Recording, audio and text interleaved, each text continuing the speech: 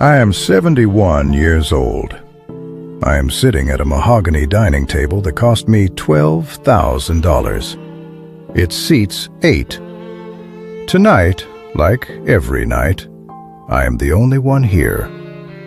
A clock ticks on the wall. Somewhere down the street, a family is laughing.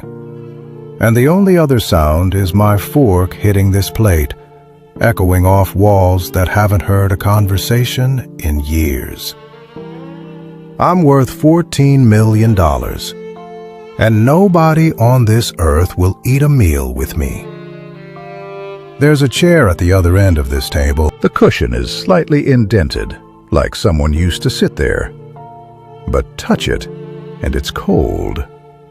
Been cold for years. I catch myself reaching over and resting my hand on the armrest, like I'm checking if someone just got up. Nobody got up. Nobody's coming back. Let me tell you how a man builds an empire and loses every person who'd mourn him. In 1997, I was 44 and on fire. Built a logistics company from a rented warehouse with cracked floors and a folding table for a desk. I had a wife, Catherine, patient woman. The kind of patient that looks like love, but is actually a woman slowly disappearing. A daughter, Emma, 9 years old, learning piano. A son, David, 6, who drew pictures of me in a cape. And I believed a lie. The lie was this: once I make it, they'll understand. They'll thank me. Every missed dinner, every late night, it'll all be worth it. That lie smelled like leather car seats at 11 p.m.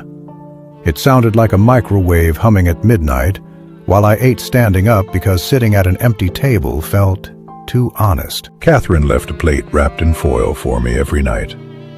She left the porch light on, too. That little yellow glow that said, "I'm still waiting." I never once thanked her for that light. Not once. Emma had her first piano recital in '99. I promised I'd be there. A client called at 4:30.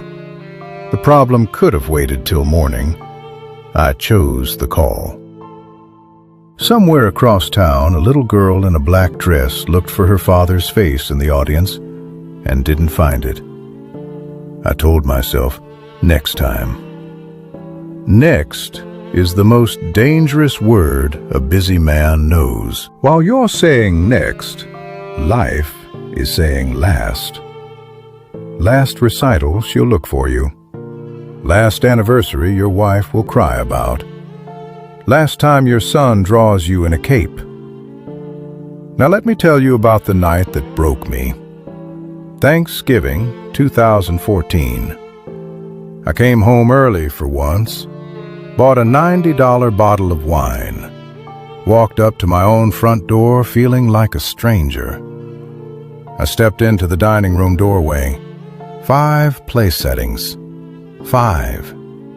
Catherine, David, Emma, her husband, Mark, my granddaughter Lily in a booster seat with mashed potatoes on her chin. The chair at the head of the table, my chair, was pushed in, flush against the table. Not saved, not waiting, decorative. Nobody gasped.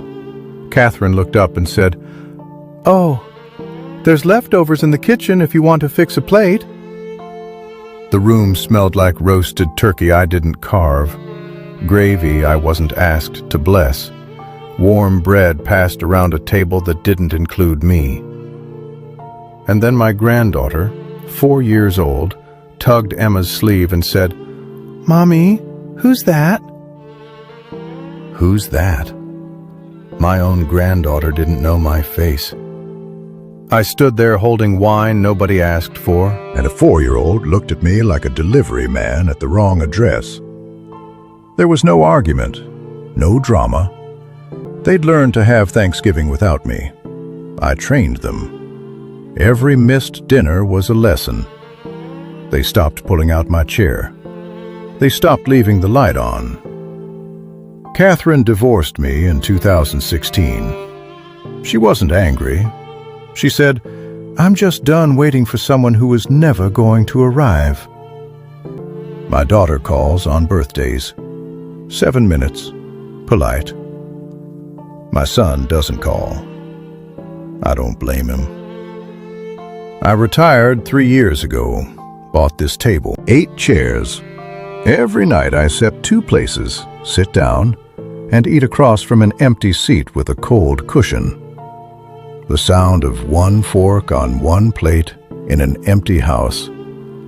That's not silence. That's a verdict. Guilty.